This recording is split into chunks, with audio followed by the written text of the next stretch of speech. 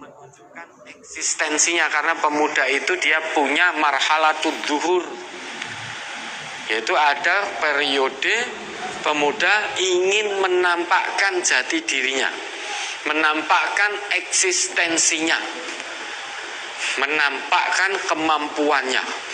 Jadi kalau diolok-olok ora payu, tidak laku sehingga tidak pacaran, jiwanya beruntak. Dia ingin membuktikan kepada teman-temannya bahwa saya juga bisa punya pacar. Bahkan pacar saya lebih cantik, lebih ganteng daripada pacarmu. Nah, akhirnya terjerumus dalam bujuk rayu setan, terjerumus mengikuti jalannya setan, mengabaikan jalan keselamatan, mengabaikan jalannya Allah. Pertama memang kenalan, masih malu-malu, melalui WA mungkin, karena malu. Kalau telepon malu, masih melalui WA. Nanti lama-lama akrab melalui WA, akhirnya telepon. Setelah telepon juga kulino, akrab, setannya pinter lagi. Setan itu kalau membujuk rayu manusia sampai tuntas. Mosok pacaran hanya WA, telepon, yo ketemu dong. Akhirnya ketemu buat kencan. Pertama makan bersama di tempat yang ramai, karena masih rikuh, masih malu. Ketemu masih ada jarak. Lama-lama kulino, setannya bisi, masa ketemu tidak pegang-pegang dan lain sebagainya. Akhirnya bertemu, akhirnya pegang jabatan tangan dan lain sebagainya dan lain sebagainya. Setannya pinter, lebih pinter lagi. Wah, pegangan itu kalau di tempat ramai tidak asik, karena megangnya hanya tempat-tempat terbatas. Itu pun tidak bisa bebas, malu. Dah sana ke hotel atau kemana sana, biar sepi, biar kamu bisa bebas. Akhirnya betul dituruti. Seorang pemudi bukan mahram, sudah balik dewasa, di hotel berduaan. Awalnya di hotel juga masih malu-malu, hanya sebatas pegangan tangan dan lain sebagainya. Wah, setannya ora sabar. Wis, ini kesempatanmu. Ini kesempatanmu yang paling baik. Tidak ada orang yang melihatmu, tidak ada manusia yang melihatmu.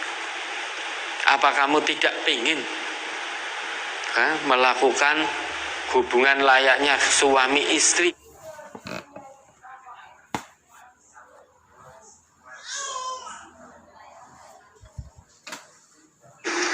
Konon katanya itu surga dunia.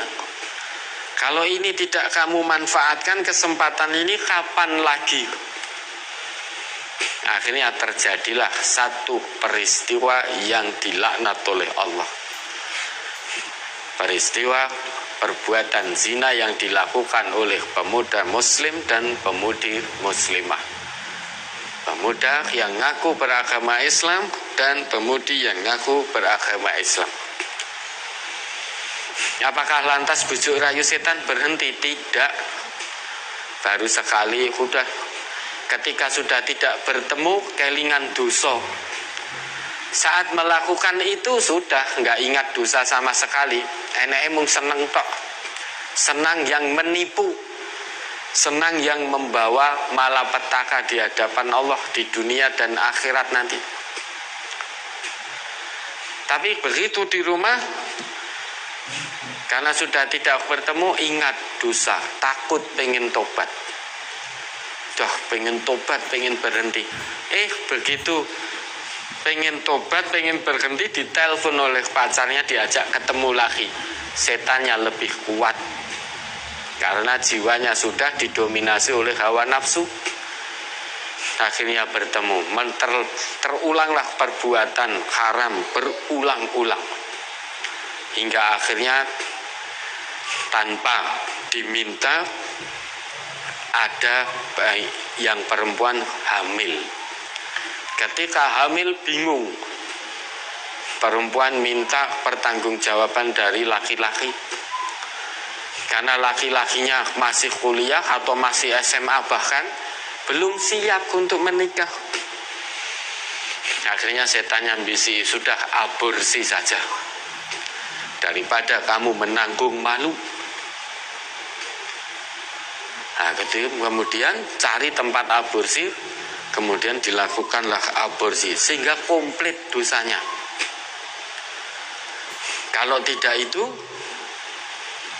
laki-lakinya diminta pertanggungjawaban, laki-lakinya tidak mau, akhirnya meninggalkan perempuannya, sudah tidak peduli lagi. Diaborsi gagal, dibalah sampai melahirkan.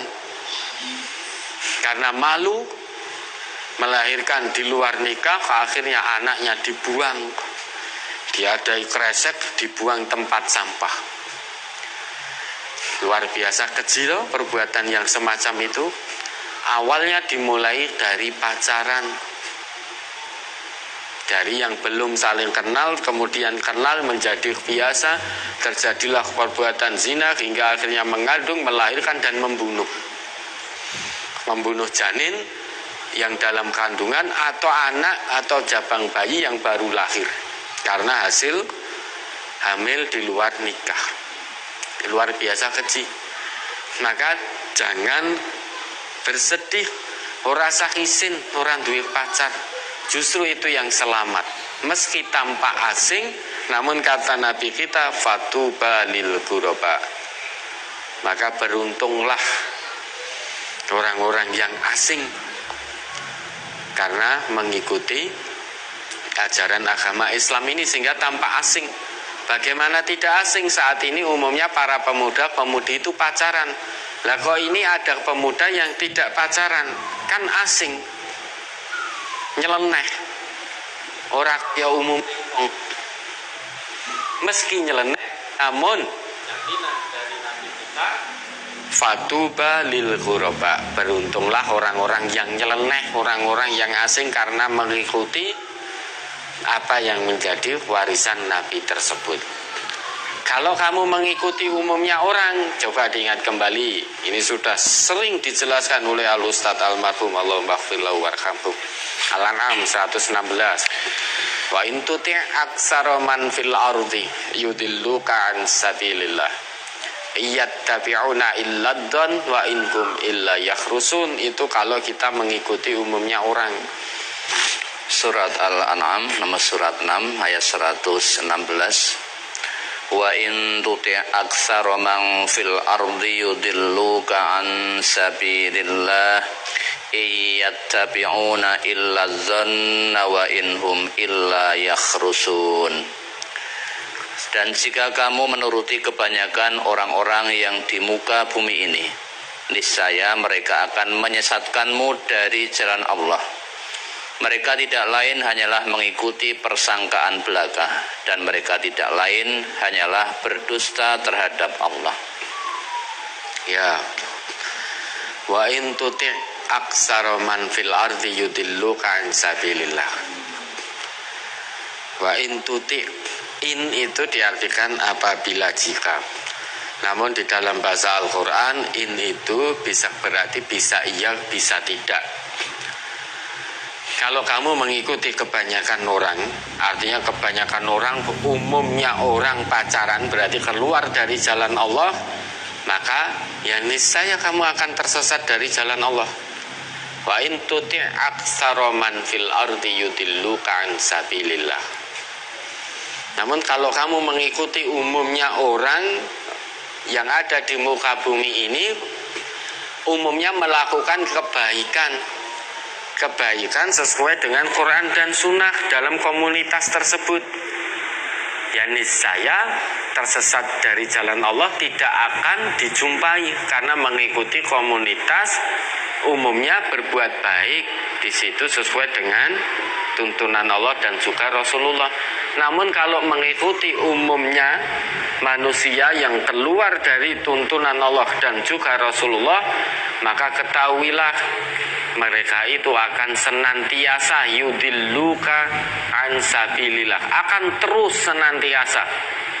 Artinya tidak akan pernah berhenti, akan terus menerus berkesinambungan menyesatkanmu dari jalan Allah.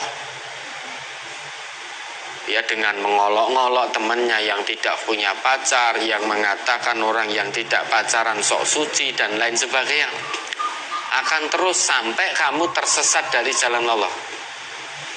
Mengapa? Karena yang mereka lakukan iyattabi'una illadon, karena hanya persangkaan belaka. Ora popo ji enom ki pacaran ora dosa, pacaran ki ora dosa karena kita masih muda. Yang namanya pacaran itu hanya kenakalan remaja. Kalau sampai hamil itu hanya kenakalan remaja saja. Maka pacaran saja tidak mengapa, karena pacaran itu tidak dosa karena kita masih muda. Nah, perkiraannya kalau masih muda itu pacaran menjadi hal yang lumrah, tidak dicatat dosa. Nah, itu kan perkiraan yang menyesatkan. Wa inhum illa yakhrusun. Apa yang mereka perkirakan itu adalah kebohongan belaka. Jadi kalau kamu pemuda muslim, pemudi muslimah, kalau pengen betul mendapatkan keselamatan baik dunia dan akhirat, tinggalkan pacaran. Jauhi pacaran, karena pacaran itu salah satu cara kita mendekati zina, sedang zina itu dilarang oleh Allah. Ya, mudah-mudahan bisa dipahami. Ada lagi?